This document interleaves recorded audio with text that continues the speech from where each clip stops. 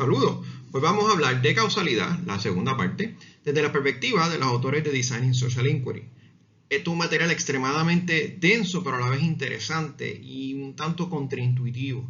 Así que yo lo voy a llevar de una manera que yo espero que los pueda ayudar dentro de este video a entender el concepto de causalidad. Va de la mano con lo que ya discutimos de Babi en la parte 1. Y es lo mismo, pero visto desde otra perspectiva. Así es que vamos a empezar. Importante, para poder entender todo lo que yo voy a decir aquí y no anden totalmente perdidos como unos zombies, se debe leer el capítulo 3 de Designing Social Inquiry, que está en Classroom, y para hacerlo más fácil lo limité a las primeras 10 páginas, porque lo otro pues no es tan importante y verdaderamente pues no los quiero agotar. Así que es importante que se lean de la página 75 al 85. Y por favor no pongan la carreta delante de los bueyes. Primero se leen de la 75-85 y entonces ven el video. Y esto va a ser como las instrucciones del champú. Rinse and repeat. Después probablemente se van a tener que volver a leer la 75-85 y volver a ver el video hasta que lo puedan entender. Pero por favor, paren ahora y pónganse a leer. Las metas de este video es que puedan entender el concepto de causalidad desde la perspectiva de Designing Social Inquiry. Y qué es causalidad, qué es el counterfactual, y los diferentes conceptos relacionados a causalidad. Vamos a empezar con algo engañosamente sencillo. ¿Qué es causalidad? Desde la perspectiva de los autores de Designing Social Inquiry, causalidad es la diferencia entre lo que ocurre en la vida real, o sea, aquí en el mundo de los mortales, y el counterfactual. Y como vamos a ver en el próximo slide, el counterfactual es el contrasentido que nos inventamos para ver qué hubiera pasado, ¿verdad? ¿Cuál es el efecto causal entre lo que pasó en la realidad y en una realidad alterna? Y entonces la diferencia entre los dos es causalidad. Puede parecer extraño, pero no se preocupen que lo vamos a aclarar. Así que vamos a empezar por lo básico. ¿Qué rayo es eso del counterfactual? Vamos a pasar a la próxima slide. El counterfactual, que en cierto sentido es la piedra angular en lo que descansa todo lo que queda de esta discusión, es la versión alterna de la realidad que construimos a ver si la variable dependiente, el outcome, hubiese sido diferente de lo que ocurrió en la vida real. Y entonces la diferencia entre esas dos es el efecto causal. Y se lo voy a poner de una manera que estoy seguro que pueden entender y no tiene nada que ver con ciencia política. ¿Okay? Estoy seguro que ustedes a su tienen edad de 19, 20, 21, a lo mejor se han preguntado, yo me pregunto qué hubiera pasado si yo le hubiera pedido el teléfono a fulanita o a fulanito, ¿verdad? Hubiéramos salido juntos, seríamos novios, sería una cosa preciosa, ¿verdad? Porque estoy yo aquí solo en mi casa comiendo un cable porque nunca me atreví a pedirle el teléfono. Pues, ok, el que no le pedí el teléfono y no hice nada y estoy aquí en mi casa como que, San Valentín solo, nadie está conmigo. Esa es la vida real. El counterfactual es toda la elucubración que tú haces, sobre todo si te has tomado algo espirituoso, como que, si yo le hubiera pedido el teléfono, ¿verdad? Me lo hubiera dado, lo hubiera llamado, se hubiera dado algo. Ese es el counterfactual. ¿Okay? Claro, el counterfactual que hacemos en este tipo de cosas, y si usted nunca le ha pasado eso, no se preocupen que eso pasará. Pues puede ser de lo más estrambótico posible, ¿verdad? Una boda espectacular viviendo en una mansión, happily ever after y todo lo demás. Pero en las ciencias sociales no, ¿verdad? Nos dicen los autores que el counterfactual tiene que hacer sentido. Para leérselo de como lo dice en el capítulo, you must be very careful in defining counterfactuals. Although they are obviously counter to the facts, o sea, inventado, they must be reasonable, and it should be possible for the counterfactual event to have occurred under precisely stated circumstances. A key part of defining the appropriate counterfactual condition is clarifying precisely what we're holding constant, while we're changing the value of the treatment variables. En otras palabras, cuando hacemos el counterfactual, pensamos en que hubiera cambiado en una cosa y cómo eso hubiera cambiado de lo demás. En este ejemplo hipotético que yo les di, pues el cambio de esa una cosa es si yo le hubiera pedido el teléfono a fulanita, hubiera salido conmigo, seríamos novios,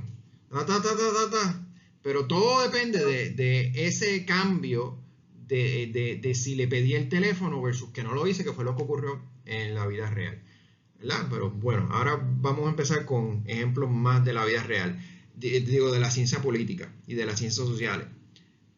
Pero lo importante es tener en mente que el counterfactual no puede ser una cosa descabellada, tiene que ser una cosa real. Así que, por ejemplo, tú no puedes hacer un counterfactual de haberle pedido el número de teléfono a Miss Universe, por ejemplo, porque, bueno, probablemente eso no se va a dar. ¿Ok? Vamos a seguir.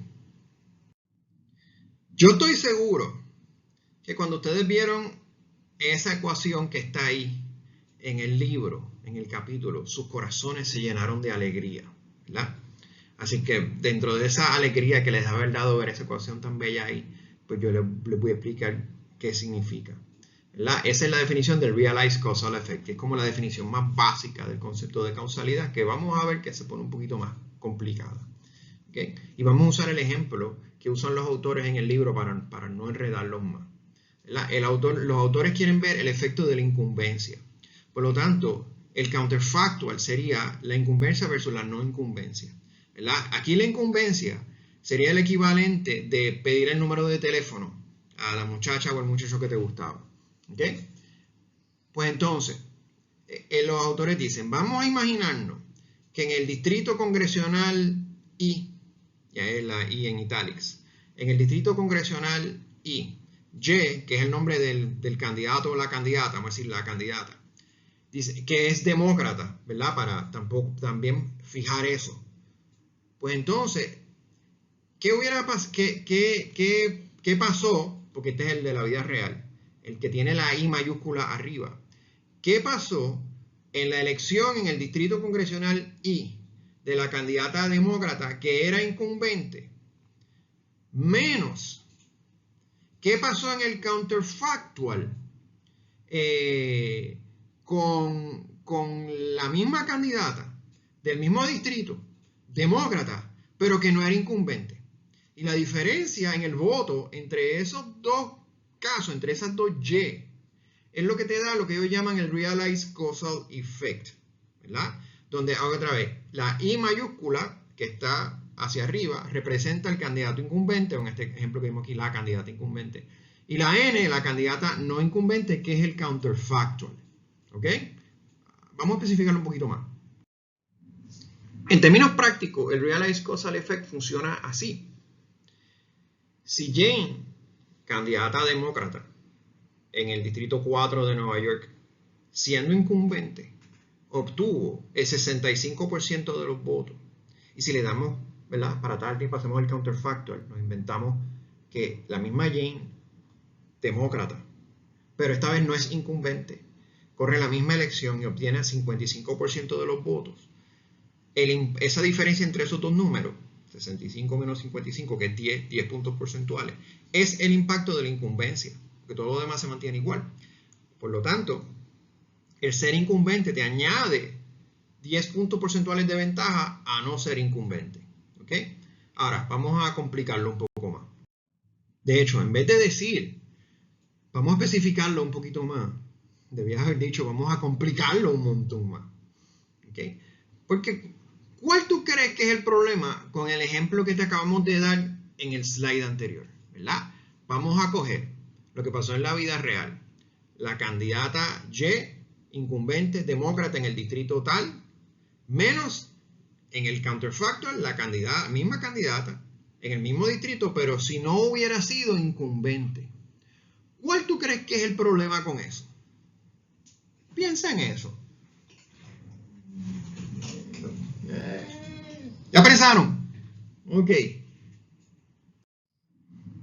Eso mismo, que el counterfactual no existe.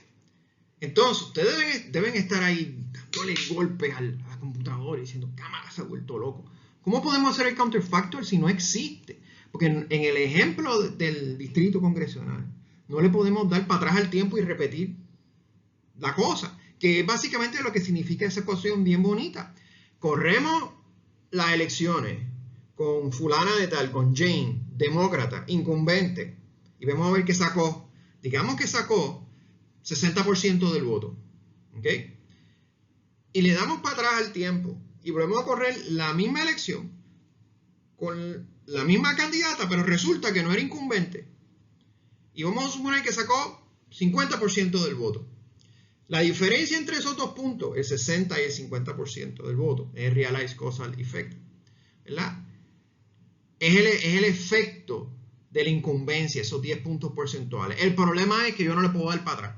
El problema es que el counterfactual está en nuestra cabeza, porque al momento de hacer esto no le podemos dar para atrás al tiempo.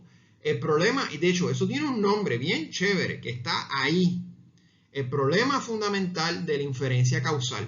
Y el problema fundamental de la inferencia causal no es casi nada, es que en realidad no podemos dar para atrás en el tiempo y repetir la cosa a ver qué pasó. Entonces yo no puedo darle para atrás al tiempo y ir donde fulanita y pedirle el número de teléfono a ver si me llama o si yo la llamo y no me tira el teléfono en la cara.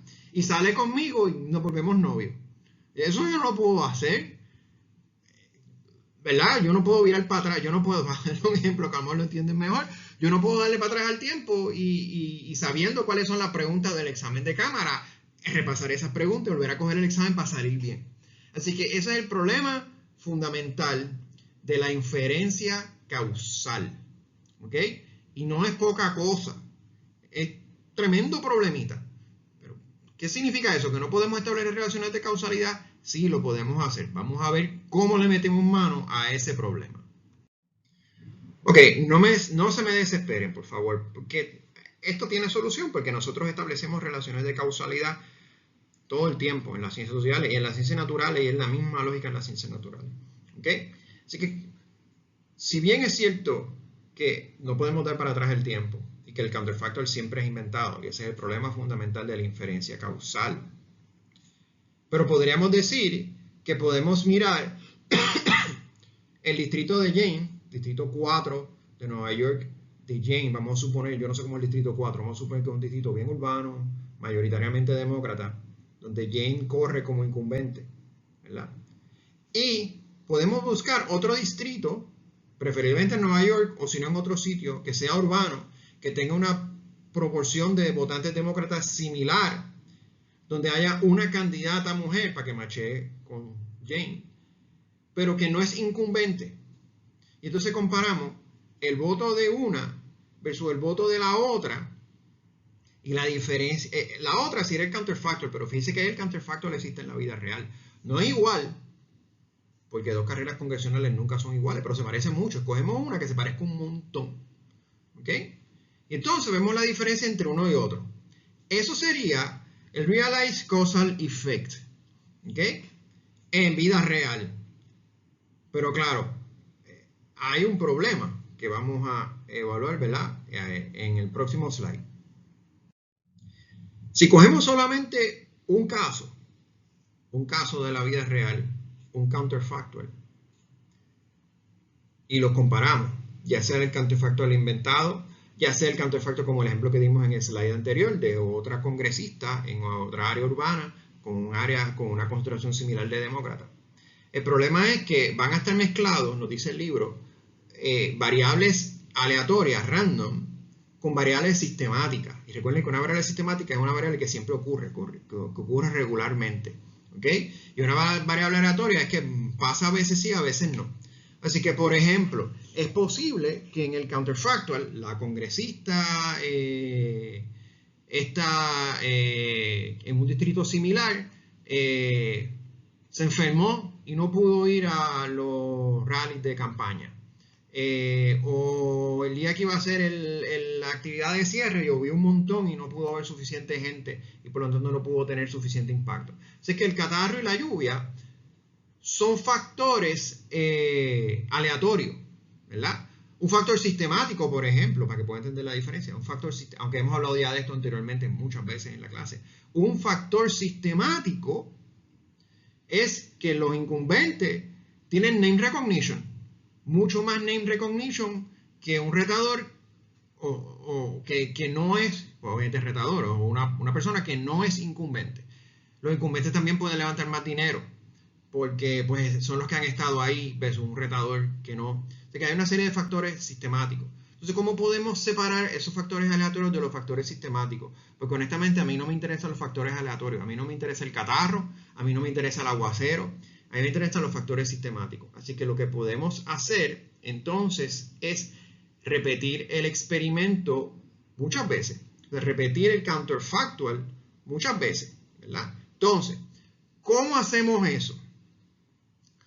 Pues en vez de mirar un distrito congresional, vamos a coger todos los distritos congresionales que hay en Estados Unidos, los 435 distritos congresionales, que son distintos uno de otro, pero en otras cosas son similares. Hay distritos rurales y hay distritos rurales, hay distritos urbanos, suburbanos, con candidatas, con candidatos. O sea que hay cosas que se repiten en esos distritos. Así que la solución de esto es, cogemos los 435, miramos el promedio del voto de los candidatos incumbentes de esos 435 y miramos el promedio del voto de los candidatos no incumbentes en esos 435 y podemos controlar estadísticamente por la diferencia de factores para mantenerlos equitativos. Y entonces tenemos lo que se llama el Mean Causal Effect, que es el efecto promedio, ¿verdad? de ese efecto causal. Así que ya no vamos a hablar del Realized Causal Effect, vamos a hablar del Mean Causal Effect, que es el efecto promedio de repetir las cosas muchas veces y los factores aleatorios se cancelan los unos a los otros y se eliminan. Y se quedan solamente los factores sistemáticos. Así que fíjense la solución elegante. Pasamos de que el counterfactual es inventado a un counterfactual similar de la vida real, que son los otros 434 contiendas congresionales más allá de la una que estamos tomando. Vemos el promedio del voto de las contiendas con un incumbente y el promedio del voto de las contiendas sin un incumbente. Controlamos por los factores para que se mantengan iguales, los otros factores, hombre, mujer, rural, urbano, más demócrata, más republicano. Y controlando por eso, vemos la diferencia entre la I incumbente y la N en todos esos casos.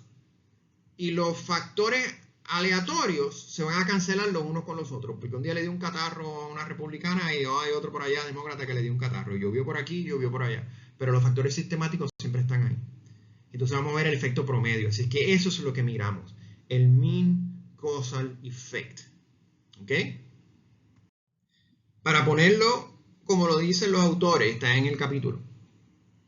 The causal effect is the difference between the systematic components of observation made when the explanatory variable takes one value, el mundo real, and the systematic component of the comparable observations, counterfactual, when the explanatory variable takes another value. O sea, el promedio de uno y el promedio de otro, y se restan esas diferencias. ¿Okay? Ese es el Mean Causal Effect. Ese es el que estamos buscando. Con eso nos ayuda a sobreponernos al problema fundamental de la inferencia causal, que siempre va a estar ahí. Siempre va a estar ahí porque, o sea, no podemos ir para atrás en el tiempo. Pero esto es una manera bastante buena de sobreponernos a ese problema. ¿Okay? El libro hay que leérselo como que para atrás y para adelante un montón de veces para uno caer en cuenta, pero básicamente eso es lo que dice. Y hace muchísimo sentido y vamos a explicarlo con otro ejemplo. Vamos a coger el ejemplo de la vacuna del COVID y después vamos a dar un ejemplo de la ciencia política, otro ejemplo de la ciencia política. Vamos a coger la vacuna del COVID, ¿verdad? Cuando se desarrolló la vacuna con mRNA del COVID, pues es una nueva manera de hacer una vacuna y anyway, una vacuna nueva. Siempre que se hace una vacuna nueva hay que probar a ver si funciona. Porque buscamos dos cosas con una vacuna. Uno, que te proteja contra la enfermedad y dos, que no te mate en el proceso, ¿verdad? Así que buscamos que sea segura y que sea efectiva. Ahora, ¿cómo podemos hacer eso? ¿Verdad? Pues hubo una serie de voluntarios, Moderna, por ejemplo, pues se buscó un montón de voluntarios, obviamente les pagó, hombres, mujeres, blancos, negros, latinos, más educación, menos educación, ricos, pobres, de todo, para que todos esos factores se cancelaran los unos a los otros. ¿Ok?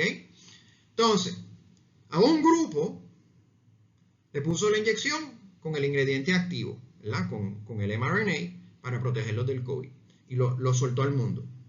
Y al otro grupo le puso una vacuna con agua salina, sin el ingrediente activo. Eso es lo que se llama un placebo. Y de hecho, los sujetos no saben quién le tocó qué, porque la idea es que se comporten igual. Pues a la segunda Y, al YBI, la vacuna inactiva, le dieron la vacuna, lo soltaron al mundo.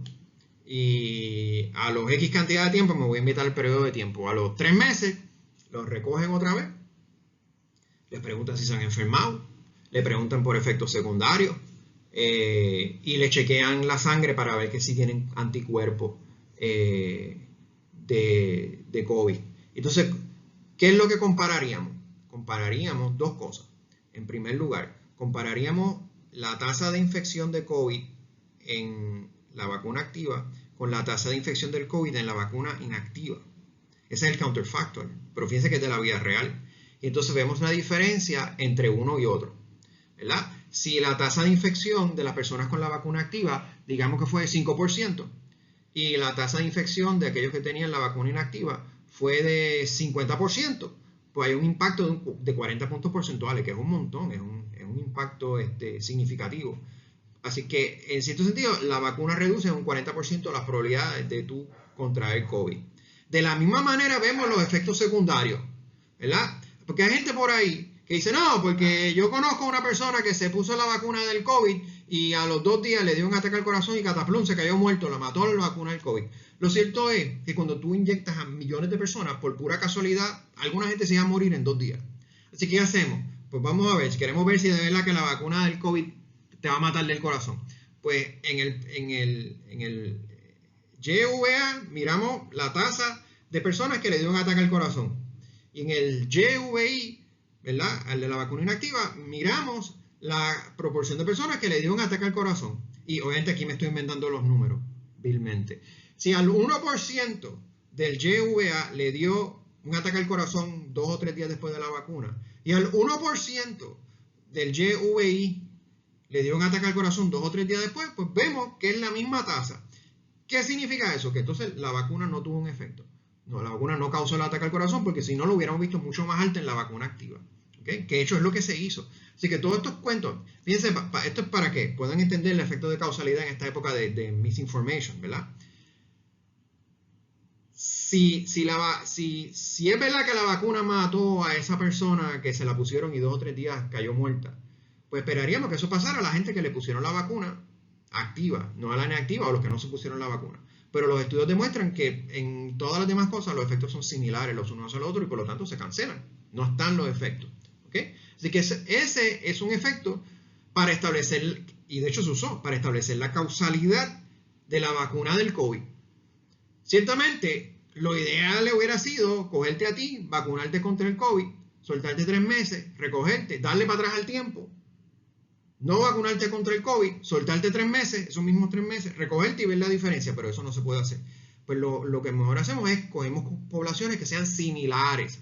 Pero eso es que tienen que ser similares. Una población, el Y de vacuna activa no pueden ser hombres y el Y de vacunas inactivas tienen que ser mujeres, porque biológicamente los hombres y las mujeres nos parecemos mucho, pero también somos distintos en una serie de cosas. Así que tiene que haber hombres y mujeres en los dos. Y la gente con seguro médico se comporta de manera distinta a la gente sin seguro médico, así que tiene que haberle los dos. Y eliminamos esos factores y vamos a ver cuál es el impacto de la vacuna.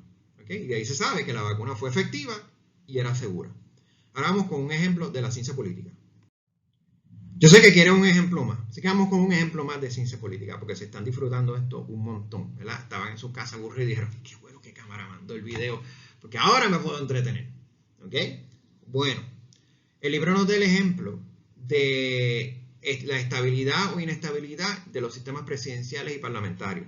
¿Verdad? Hay un debate sobre cuál de los dos sistemas es más estable, porque el sistema presidencial tiende a tener menos nivel de representatividad, pero las decisiones son más seguras, toman unas decisiones más marcadas. El sistema parlamentario tiende a tener mayor representatividad, pero como está todo fraccionado por la mayor representatividad, es más ineficiente en producir política pública efectiva. Entonces, ¿cuál es más efectivo? Pues lo ideal sería coger un país que se vuelve democrático por primera vez, le ponemos un sistema parlamentario, lo corremos 4 o 5 años, vemos a ver el nivel de inestabilidad, que el libro nos puede decir, pues intentos de golpe de Estado, cuánto duran los gobiernos, violencia política. Le damos para atrás al tiempo y le ponemos el otro sistema y lo corremos y vemos a ver qué pasó con la inestabilidad política. Pero obviamente eso no se puede hacer. Así que, ¿qué es lo que hacemos? Pues comparamos países comparables que tienen sistemas presidenciales con sistemas parlamentarios y vemos a ver cuáles tienen más inestabilidad política. Controlamos por una serie de factores para tratar de equipararlo lo más posible para que los dos grupos sean iguales. Y vemos a ver cuál de los dos tiene más estabilidad política, si el sistema presidencial o el sistema parlamentario. Y podemos establecer cuál tiene sistemas más estables. Y si mal no recuerdo de la literatura que yo he leído, el sistema parlamentario tiende a tener un mayor nivel de estabilidad política que los sistemas presidenciales. Okay, así que ahí tienen un ejemplo de la vida real de la ciencia política. Ok, pues gente, hasta aquí llego a la clase. Yo sé que en el prontuario aparece que vamos a discutir los diferentes tipos de técnicas de investigación. Eso yo casi nunca me da tiempo de darlo de todas maneras, así que la mayor parte de las veces no lo doy y no me voy a poner a complicarle la vida con eso. De todas maneras, eso lo van a dar en técnica. Así es que eso no va a estar y se puede quitar de la propuesta. No recuerdo si esto no está, lo tengo que revisar, pero creo que se pedía ponerlo como una cosa puramente ilustrativa, así que se puede eliminar. Así que hasta aquí llega la clase. Esto es denso, esto de causalidad es denso, ¿okay? Y es probable que vengan en el examen, usualmente vienen en el examen. Por lo tanto, lean, vean el video, repitan el ciclo y si tienen preguntas en confianza me pueden escribir para yo tener una reunión con ustedes virtual y poder aclarar las dudas. ¿Okay? Así que pónganse a leer si no leyeron, no hagan trampa. Nos vemos y esto cierra el semestre desde el punto de vista de las clases. Ahora de aquí a lo que queda para el examen, para la propuesta, yo voy a estar disponible por si me quieren, se quieren comunicar conmigo para contestar preguntas.